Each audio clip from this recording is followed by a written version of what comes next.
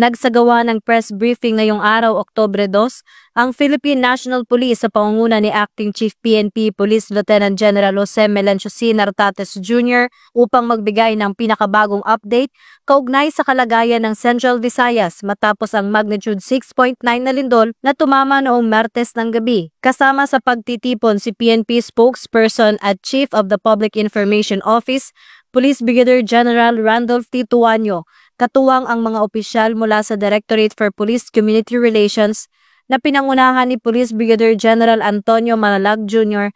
at Police Colonel Esmeraldo P. Osia Jr. Ibinahagi nila ang mga isinagawang operasyon sa mga apektadong lugar tulad ng search and rescue, damage assessment, road clearing at pagbibigay seguridad sa mga kritikal na estruktura. Ipresenta rin ni Police Colonel Ramon Pranada, Chief ng PNP Command Center, ang pinagsama-samang datos kaugnay sa deployment ng mga tauhan at iba pang mahalagang update mula sa mga field units. Tinutukan din ng Command Center ang real-time monitoring upang masigurong mabilis ang tugon ng pulisya sa anumang sitwasyon. Tiniyak ni Acting Chief PNP Police Lieutenant General Nartates ang patuloy na presensya at suporta ng kapulisan sa mga komunidad sa Central Visayas. Bukod sa pagpapanatili ng kaayusan, nakatuon din ang PNP sa pagbibigay ng agarang tulong, proteksyon at malasakit sa mga lugar na matinding naapektuhan ng sakuna.